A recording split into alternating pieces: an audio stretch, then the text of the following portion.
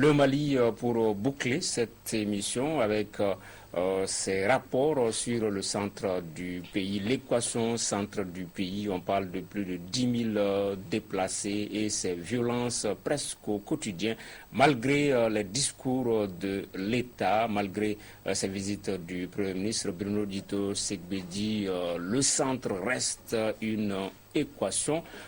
On a vu certaines personnes ne pas être tendres, notamment avec la milice d'Anna Amasagou. On parle même d'épuration au niveau de cette localité où on est en train de chasser, entre guillemets, des pasteurs vers Koro, par exemple.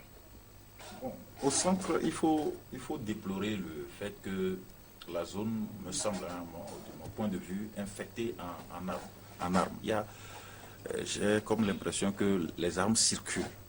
Déjà, quand les armes circulent et peuvent tomber dans des mains incontrôlées, si vous permettez l'expression, c'est une zone prédisposée à ce qu'à moindre étincelle, les gens se tirent dessus, les gens s'affrontent. Donc, ce premier élément-là est très important. Donc, le processus de désarmement, s'il doit être accéléré, pourrait aider ou bien à s'étendre à ces zones-là pour que les gens soient désarmés. Deuxième élément, il faut que l'État se réinstalle, se réinstalle davantage. Le Premier ministre l'avait annoncé. Je crois que le processus est en cours. Il faudrait que les forces de défense soient plus présentes, les structures étatiques. Nous notons que des juges et autres là sont tous à Bamako. De certaines zones de Tenenkou, Youarou et autres sont à Bamako. Donc si l'État est plus présent, je crois que ça va aider. Ce seraient des facteurs prédisposants à ce qu'il y ait un processus de pacification avancé et surtout la dernière neutralisation du chef terroriste Koufa qui a été annoncé. C'est des éléments qui peuvent aider à ce que la zone revienne à la normale, à un semblant de normal. Elle peut revenir à la normale, la zone, Alexis Kalampi? Oui, oui, il y a, l'armée qui est en train vraiment de reprendre les choses en main. Il y a l'hivernage qui s'éloigne et qui va permettre, les déplacements. Mais il y a un fait qu'on occulte dans les analyses, c'est un peu la culture. Vous savez, culturellement, ce sont des populations, je ne suis pas en train de justifier, mais culturellement, ce sont des populations qui sont toujours armées. Bon, c'est vrai, tant que c'est en des mains honorables, ce n'est pas inquiétant, mais à partir du moment où, oui, désormais, pour un oui, pour un non, ça s'enflamme, il est de bon ton qu'on commence à contrôler et à veiller à la circulation de ces armes-là. Mais oui, je pense qu'avec, les actions des militaires qu'on constate sur le terrain, avec la circulation qui va être possible à partir de la baisse des eaux et surtout avec un peu cette volonté, vous savez, le Premier ministre est encore à Gao, avec cette volonté de l'État de reprendre les choses petit à petit, mais peut-être qu'on verra de l'accalmie dans les jours à venir. Sans compter, oui, comme disait Bruno, le fait que Koufa n'est plus en jeu. Je vais vous décrire schématiquement ce qui s'est passé au centre. Vous savez, les terroristes et les rebelles ont pris le nord. Pour que le Mali oublie de récupérer le nord, ils ont voulu exporter l'insécurité au centre du pays. En quoi faisant? En y envoyant Amadou Koufa, qui est Peul, en pensant qu'il pourrait rallier les Peuls à sa cause. Amadou Koufa est venu, mais les Peuls n'ont pas voulu le rejoindre. D'abord parce que l'islam qu'il prêchait n'était pas le leur. Ensuite, parce qu'ils ne sont pas habitués à cette action terroriste qu'ils préconisaient. Donc, pendant qu'ils refusaient de rejoindre Amadou Koufa, voilà que des Bambara, des Dogons, appelés chasseurs, leur tombent dessus. Pillent leurs troupeaux, au motif qu'ils sont des suppôts de Amadou Koufa. Et donc, des innocents se sont retrouvés sans troupeau, sans richesse, rasiés et tout. Certains ont été obligés donc de se réfugier chez Amadou Koufa, d'autant que lors de certaines attaques, ce sont les terroristes qui sont venus aider les Peuls pour avoir la vie sauve. La situation s'est encore dégradée lorsque l'armée a pensé qu'il fallait aider les chasseurs contre les terroristes d'Amadou Koufa. Et donc, les chasseurs, avec le soutien de l'armée, ont eu à faire des attaques. C'est là que vous avez vu des charniers et autres là, reconnus par le ministre de la Défense d'alors. Donc, la situation est devenue intenable. Vous avez d'un côté des chasseurs armés qui tuent. Vous avez de l'autre des groupes Peuls qui se défendent et qui tuent. Vous avez aussi des innocents qui se sont armés pour résister à tout envahisseur. Et comme toute guerre crée son commerce, il y a des opérateurs économiques qui sont nés à la faveur de cette crise-là.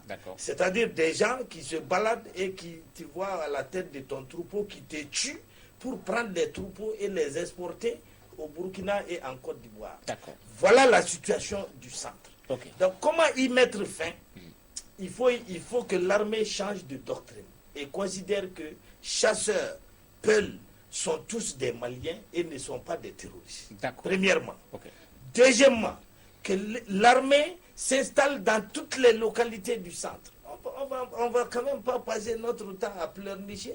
Nous ne pouvons pas récupérer le nord. Le centre aussi, on peut rien faire. C'est pas possible, ça. Ok. Et pour Taramtiam, le centre doit être à la portée de nous tous, de l'État malien, mais c'est un problème qui reste préoccupant malgré les différentes actions. Non? Voilà. Et ça dépend d'abord de ce qui s'y est passé. Ce que Cheikh Omar dit, oui, moi j'y adhère. En vérité, comme il y a des camions béliers, des motos béliers, le centre était une région bélier en Sardine. On y a allumé le feu, effectivement, que pour mieux isoler le nord. Mais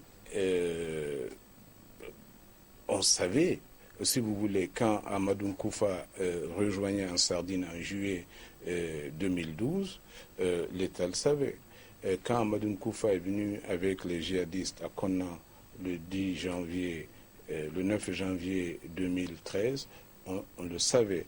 Et donc pendant au moins 4 ans, on savait que ce qu'Amadou Koufa faisait, on savait qu'il était en train de se renforcer, des fois de se renforcer effectivement des suites effectivement de l'amalgame qui était en train de se faire avec, comme vous le savez, presque partout dans ce pays, dans l'histoire de toutes les rébellions, effectivement, il y a eu le délit de faciès. Donc, il y a une ethnie, il y a un instrument qui est identifié à la rébellion, c'était les Touaregs en 63, à partir de 63. C'est aujourd'hui, effectivement, les Peuls, même si on doit reconnaître effectivement qu'à cause des formations que nous avons dans le droit humanitaire, l'amalgame que nous déplorions en 2016 a tendance effectivement à diminuer.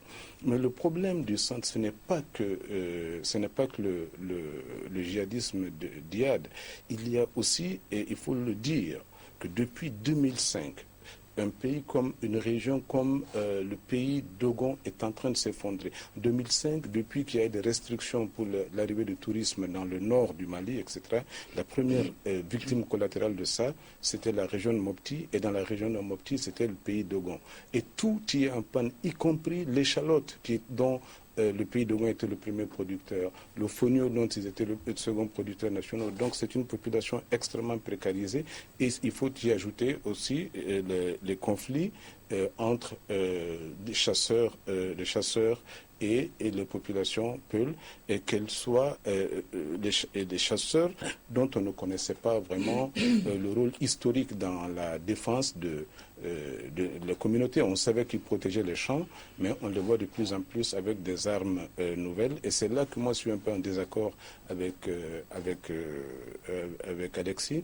Alexis, par exemple, les Peuls, on ne connaît que leurs bergers.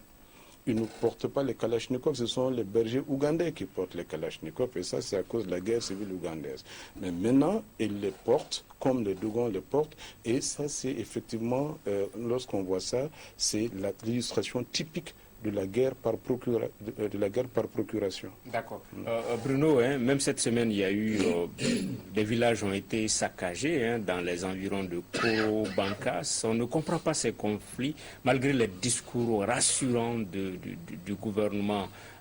On a du mal à les accepter. Oui, il faut craindre que le fait que le mal s'est installé dans la zone, quand je dis le mal, c'est cette prédisposition à faire la guerre, à dégainer, si vous permettez, le fait que ce mal s'est installé, il faut craindre qu'il n'y ait des complicités qui soient au-delà de ces groupes, de ces groupes communautaires, enfin de ces communautés, c'est-à-dire qu'il y ait des complicités même au sein des forces de défense. Il faut craindre cela. Parce que malgré le renforcement de leur présence, si on arrive à des razzias quasiment des villages à longueur de semaine, on se pose des questions. Donc il faudrait que l'État soit plus vigilant dans le déploiement, dans l'augmentation des effectifs.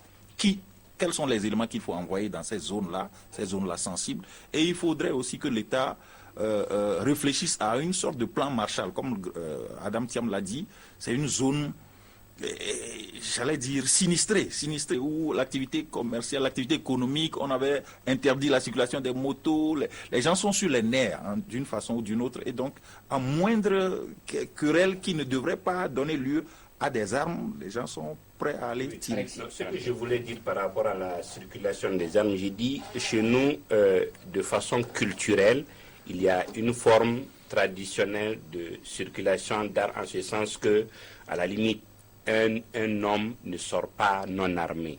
Donc, c'est quoi? C'est peut-être les fusils de chasse, c'est peut-être le couteau qu'on a, mais au village, c'est culturel. Voilà, c'est culturel, un homme ne sort pas non armé. Mais ce qu'il faut surtout déplorer et qui exacerbe la crise au nord, c'est que au centre, depuis l'organisation sociale tout couleur, il n'y a pas eu de réflexion sur le mode d'organisation de la société. Or, il y a eu plus de peuplement, il y a eu des activités qui n'avaient pas été planifiées, codifiées du temps du règne des tout couleurs, et ainsi de suite. Il y a eu des bouleversements, en un mot, qui ne sont pas pris en compte par le code social qu'il y avait. Et personne n'a pensé à réorganiser ou à réfléchir à comment organiser cette cohabitation entre les communautés et entre les activités économiques. Je pense que oui, la crise est opportune en ce moment pour qu'on y réfléchisse. Maître Konaré, est-ce que l'État ne doit pas user de plus de pédagogie, de communication? Il est censé réguler les activités sur cette ère-là, mais il est accusé, je ne sais pas, par une partie d'être avec l'autre. Est-ce qu'il ne doit pas y avoir plus de pédagogie puisque les choses reviennent à la norme? Je l'ai dit tantôt, il faut que les changent de doctrine et considèrent tous les citoyens qui étaient. Mais pour parler de pédagogie, pour faire preuve de pédagogie, faut-il être présent en face des allocs? Le premier effort pour déployer le terrain, mais c'est insuffisant.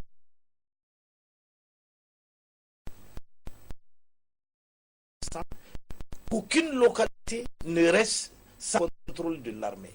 C'est cette désertion de l'État et de l'armée qui fait le lit du terrorisme et des conflits interethniques.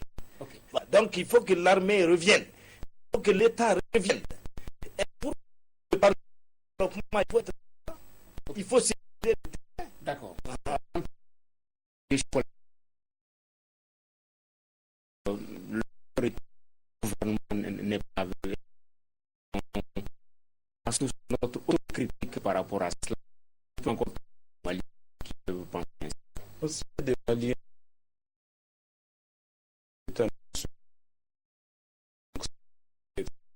de collectif, c'est la responsabilité de ceux qui nous gouvernent. Et je pense que tant qu'on continue à avoir télé des lycéens, tant que notre stratégie de des milices ou des des paramilices, etc. Le problème du demeurer.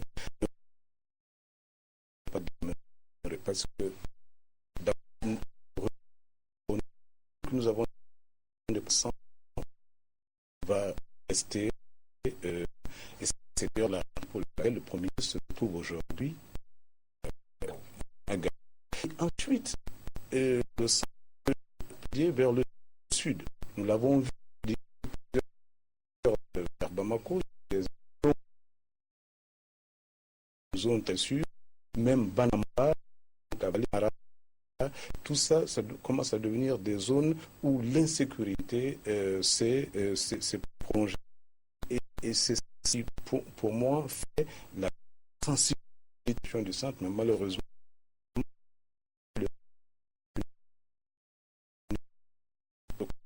qu'on a un peu négligé et qui est, à mon avis, le problème le plus du pays en ce moment.